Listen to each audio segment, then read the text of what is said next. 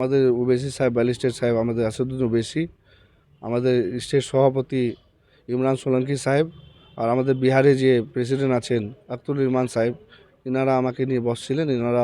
আমি প্রায় জানুয়ারি মাসে একটা অ্যাপ্লিকেশন দিয়েছিলাম কি আমি বিধানসভা ফাইট করতে চাই।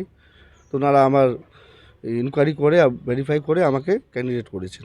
আপনি তো এটা এর উত্তর দেবো আমি নমিনেশনের পর। কালকে আমার নমিনেশন আছে 11টার দিকে, আমি ট্রাক স্ট্যান্ড থেকে ওখান থেকে নমিনেশন দাখিল করব, তারপর আমি সম্পূর্ণ কথা বিস্তারে বলবো। এখন কি আপনি তৃণমূল ছেড়েছেন, রিজাইন দিয়েছেন?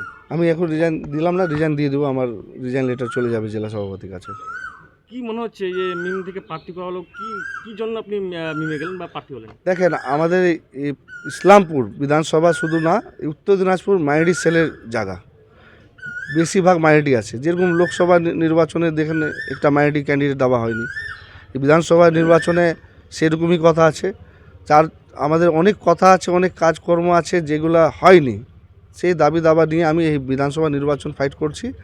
আর সামনে বিধানসভা নির্বাচন আমি যদি জিতি, ইসলামপুরে যে যে কাজ হয়নি সেগুলো কাজ আমি পূর্ণ করব। এই তৃণমূল देखिए, सबसे पहली बात तो ये है कि जिस आदमी का कोई स्थिरता नहीं हो, उस आदमी का कोई वैल्यू नहीं होता है। वो टीएमसी में जुबो में रहा, फिर जुबो से जो तो फिर अभी कुछ दिन पहले तक वो आईएनटीटीसी का जनरल सेक्रेटरी में था। उसके बाद फिर वो खामोशी से बैठा हुआ था। हमने देखा कि एक अच्छा लड़का है और हमेशा संगठन के साथ रहा, तो क्यों बैठा रहेगा।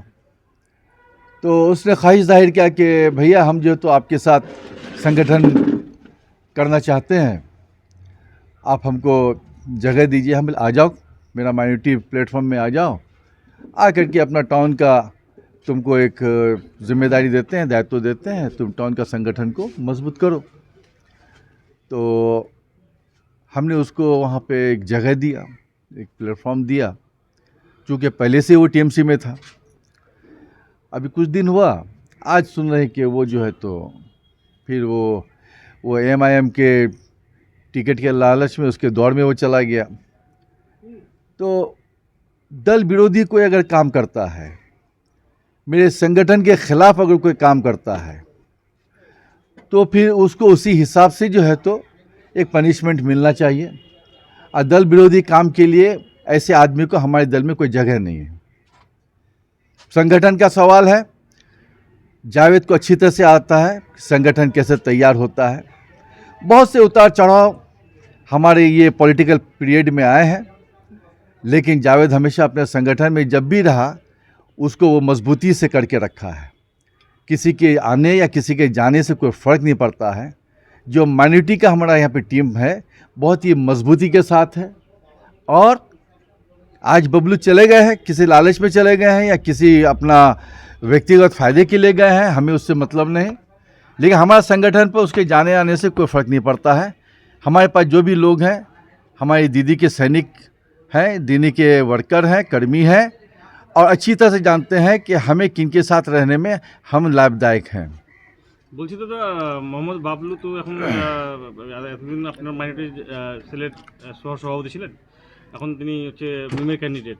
এখানে এতে কি মাইনরিটি ভোটের কোনো প্রভাব পড়বে? না না, কোনো প্রভাব পড়বে না, কারণ দিদিকে দেখে দল হয়, দল করে সবাই। দিদি এরকম একটা পরিষেবা প্রত্যেকটি মানুষকে, ব্যক্তিগত মানুষকে দিয়ে রেখেছেন। আজকে আমি 1998 থেকে আমি সংগঠনের কাজ করেছি।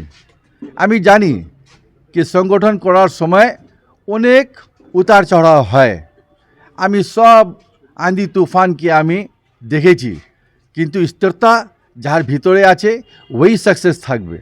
के आसलो के गेलो এটা নিয়ে কোনো ফরক পড়বে না। আরেকটা বিষয়, গত পরশুদিন রায়গঞ্জে মুখ্যমন্ত্রী সভামঞ্চে মুখ্যমন্ত্রী আপনাকেই বলেছিলেন যে জাবেদ কানায়াকে দেখে রাখবেন বা ভোটে একটু দেখবেন।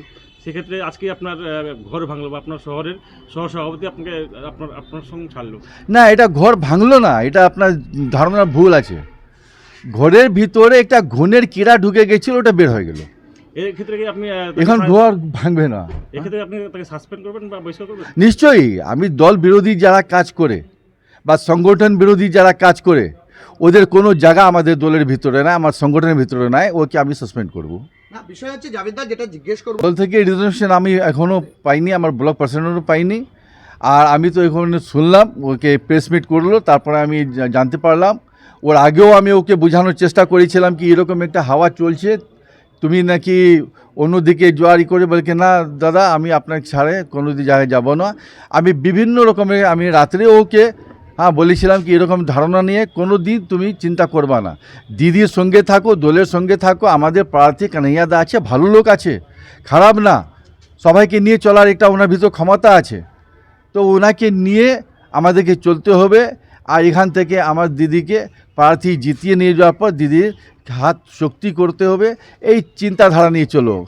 আমি ওকে কনভিন্স করেছিলাম, ও আমাকে প্রমিস করলো কি না আমি কোনো দিন এরকম করবো না দাদা, আপনাদের সঙ্গে থাকবো আর সংগঠনে থাকবো। কিন্তু হঠাৎ এখন আমি শুনলাম কি এরকম ঘটনা হয়ে গেছে। যাই হোক, ওর মাথাতে কি আসলো না আসলো, ব্যক্তিগত কোনো ইন্টারেস্ট ছিল না, লাভ ছিল না, কোনো লোভ ছিল, ওটা ওর ব্যক্তিগত হিসাব আছে।